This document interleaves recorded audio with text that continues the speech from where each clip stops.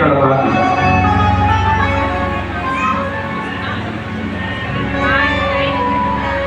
और जब कोई कन्या पर अत्याचार होता है, ध्यान देकर के सुनना, हम इसलिए लौट करके आए, जब किसी कन्या पर, किसी बहन बेटी पर अत्याचार होता है तो भगवान भी ऊपर बैठा हुआ रोता है, और जो देख करके हंसता है, और जो कुछ नहीं कर पाता उस पर भगवान भी अपने आप को कंकित होता है कि मैंने इसको दुनिया में क्यों भेज दिया।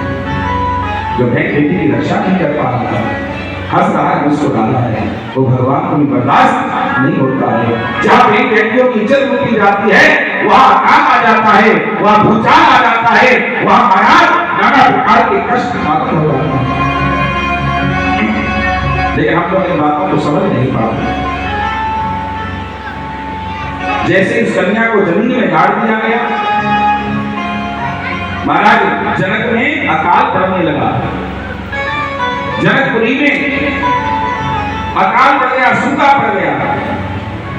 राजा जनक जी ने ब्राह्मणों को बुलाया, ब्राह्मणों से पूछा बताओ इसका कारण क्या है। जब दो ऋषियों ने कहा कि तुम्हारे यहाँ कोई अशुद्ध हुआ है,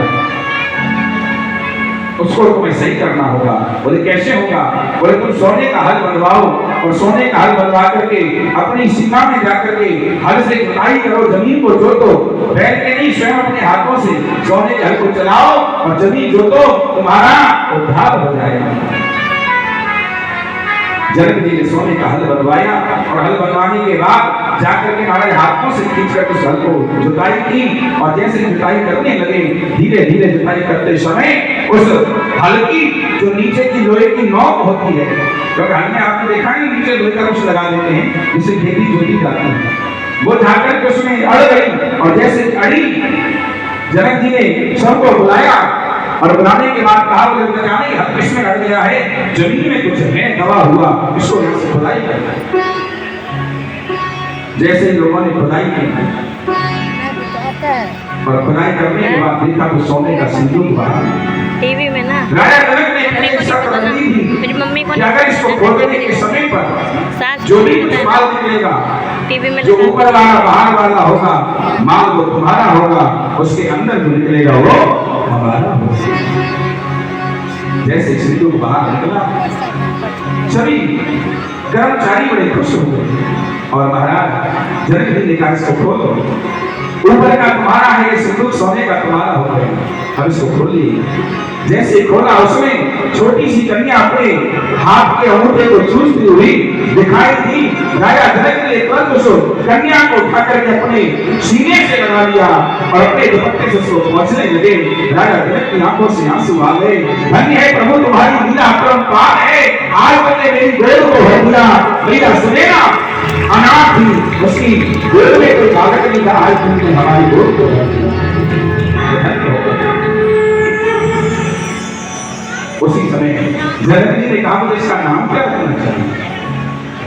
कहा मैंने इसको लेते ही अपने सीने से लगाया है, और जैसे जब मेरे सीने से लग गई तो मेरा हृदय, मेरा सीना गदगद हो गया, शीतल हो गया। इसलिए मेरी सीता है, ये मेरी सीता है, वही सीता मैया की जय, जनक नंदिनी मैया की जय।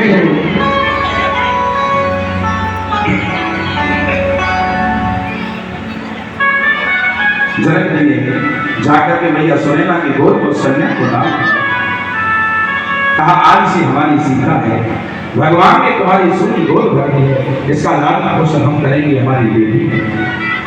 उसी समय महाराज इंद्रदेव ने बारिश कर दी, चारों तरफ पेड़ पौधे हरे भरे हो गए, और पूरे जनक में जैसे काल हो गई, खुशहाली हो गई। एक बात ध्यान रखना, बेटा तो भाग्य से होता है। जिस घर में बेटा होता है साथ, बेटा हमारे भाग्य से प्राप्त होता है, और जिस घर में बेटी होती है, बेटी सौभाग्यशाली के घर में पैदा होती है, सौभाग्य से प्राप्त होती है, सौभाग्य से होती है।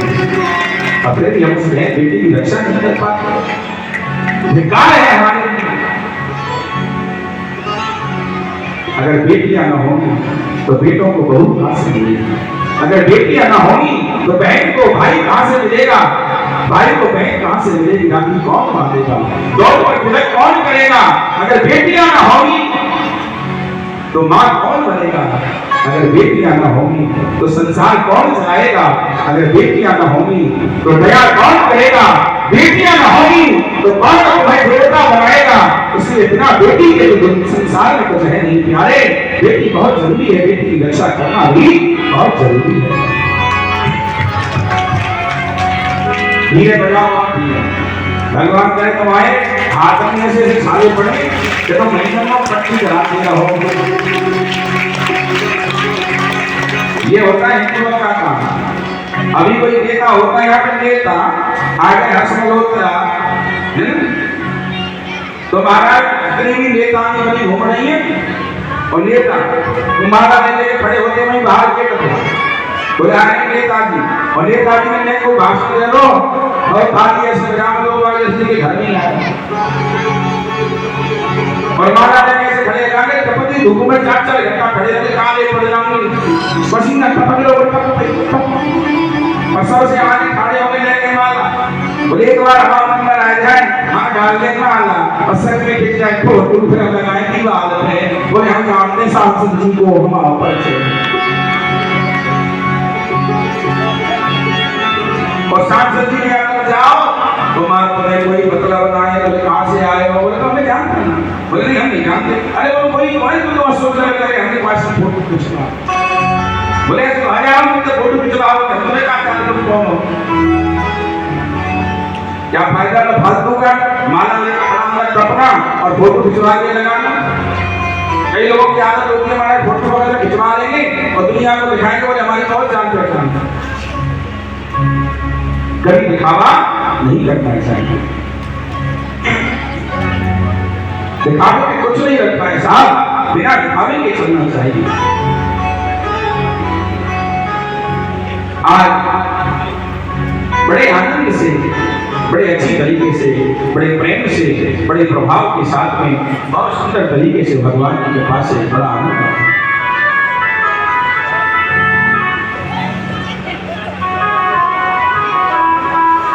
और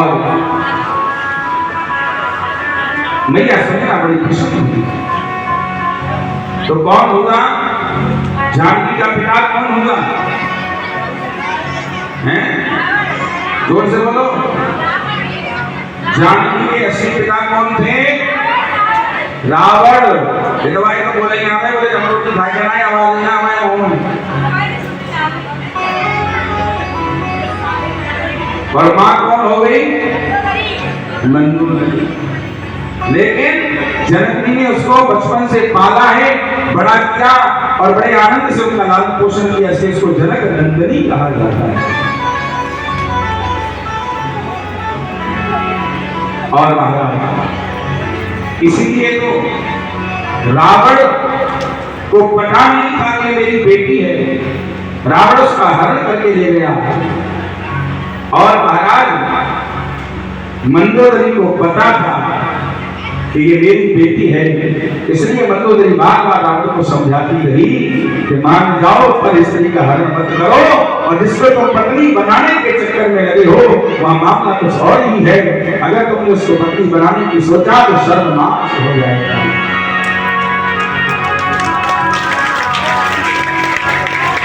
इसलिए विनाश हो जाएगा। आज बड़े आनंद के साथ और भी बहुत सारी कथाएं हैं। मंदोदरी भी रावण के साथ में विवाह होकर के पता है कौन है? मंदोदरी की ऋषि बेटी थी, पता है? मंदोदरी के पिताजी कौन थे? मंदोदरी के पिता सप्त ऋषि थे। एक बार सप्त ऋषि जल्दी बता देता हूँ। एक बार सप्त ऋषि लोग तपस्या कर रहे थे, तब करते समय उन्होंने एकादशी का व्रत रखा। एकादशी का व्रत रखते समय उन्होंने अपनी तपस्या से महाराज लकड़ी इकट्ठी की और चूल्हा बनाया और उस पर समा के चावल की खीर बनने को रख दी। एक पेड़ के नीचे खीर बन रही थी, ऋषि तपस्या कर रहे थे और महाराज उस पेड़ पर एक सर्प चल रहा था।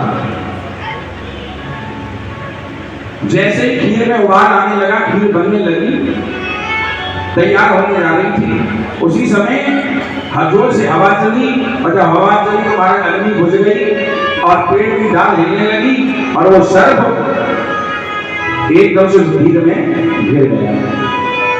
अब ऋषि तपस्या कर रहे थे, किसी ऋषियों को पता ही नहीं था कि क्या हो गया। थोड़ी देर के बाद ऋषियों ने कहा कि लाओ खीर पक चुकी, बन चुकी होगी, जा करके देख लो और उसको ला करके और भगवान का भोग लगाओ, प्रसाद पाओ। इस बात को एक मेढक की बैठी बैठी देख रही, उसको पता थी कि इसमें खीर में सर्प लग चुका है, लेकिन वो देखती रही और जैसे ही साधु संत वो धीरे धीरे चूल्हे के पास आकर के बैठ गई, और चाहती तो पहले भी गिर सकती थी, लेकिन उसको संतों को बचाना था। जैसे ही संतों ने आकर के खीर के पास में देखा, उसने छलांग लगा करके मेढक ने डुबकी खीर में लगा दी। मेढक ने सोचा कि अगर इस खीर को सब ऋषि खाएंगे तो सब मर जाएंगे, अगर मेरे अकेले मरने से अगर सारे ऋषियों का प्राण बच जाता है तो मुझे कोई दिक्कत नहीं, मैं अपने प्राणों को त्याग देती हूं। ये नियम है, अगर किसी के प्राणों के लिए अगर 10 लोगों की जान बच रही हो और तुम्हारे प्राण भी चले जाए तो भी कोई दिक्कत नहीं होनी चाहिए। मरना कोई नहीं चाहता, हर आदमी मरने से डरता है, लेकिन सच्चाई यही है कि अंत में इन सबको मरना पड़ता है। असली मौत ही हमारी मित्र है, और जब से हम जन्म लेते हैं तब से हमारे साथ चलती है, और जब तक ले नहीं जाती तब तक हमारा साथ नहीं छोड़ती है। असली मित्र हमारी मौत है, मृत्यु है, और फिर भी हम उससे मुझ छिपा करके भागते हैं साथ। इसलिए आपसे मेरा निवेदन, मंदोदरी उस मेढक ने जब छलांग लगा दी तो महाराज ऋषियों ने कहा बड़े दुष्ट है, बड़ी नीच है, जब से बैठी हुई थी हमारी खीर को इसने खराब कर दिया और खीर में डुबकी लगा दी। डुबकी लगाने के बाद इसने हमारी खीर को खराब कर दिया। ऋषियों ने कहा कि लाओ इस खीर को उठा करके इसी गड्ढा खोदो और गड्ढा खोद के उसमें इसको दबा दो, नहीं तो कोई खाएगा तो मर जाएगा, कोई जानवर भी खाएगा तो भी मर जाएगा, समझे चलिए। सारे ऋषियों ने गड्ढा खोदा, गड्ढा खोदने के बाद उस खीर के भगोने को गड्ढे में पलटा, और जैसे ही पलटा तो उसमें मरा हुआ सर्प। एक ऋषि ने कहा उसको श्राप देते हैं, इसने हमारी खीर को बर्बाद कर दिया, जा। इतने में दूसरा ऋषि बोला नहीं, पहले देखो तो सही इसने क्यों अपने प्राणों की आहुति दी है। जब ऋषियों ने देखा तो कहा कि किसी ने देखो ना, इस मेढक ने इसीलिए अपनी प्राणों की आहुति दी है, अगर ये सर्प की खीर हमारे सब मर जाते, इसलिए ये मेढक हमारे सामने गिर गई, हमारे प्राणों की रक्षा की है। आज श्राप नहीं, इसको वरदान देना चाहिए। सभी ऋषियों ने उसको उठाया और दुपट्टे से पहुंचा, पहुंचने के बाद उसको जमीन पर रखा और कहा हमारा मन कहता है कि हमें इसके लिए तप करना चाहिए। सारे ऋषियों ने तप किया, तप करने के बाद वह मेढक की 16 वर्ष की कन्या बन गई और उसका नाम मंदोदरी रखा, जो मन से कार्य हुआ था।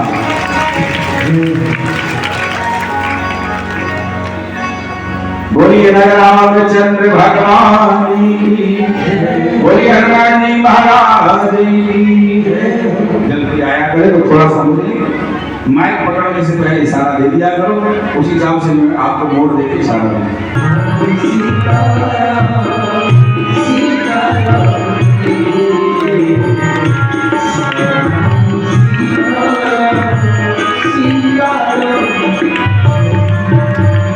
बोलिए भक्तवत्सल भगवान की।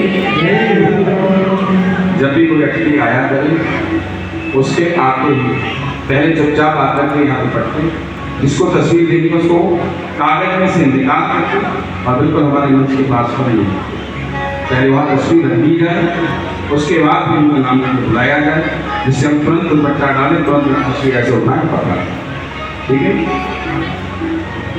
बाकी और कोई लोग नहीं आए, पहले चुपचाप आकर की व्यवस्था बनाए एक आदमी। बोलिए भक्तवत्सल भगवान की जय, जय श्री राम। बड़े शांत शांत हो गए, क्या बात है, कथा सुनाए ज्यादा तुम शांत हो जाते हैं। और ज्यादा अगर न गाएं तो तुम नाचते तो हो नहीं, खबर हम चलना है फायदा है।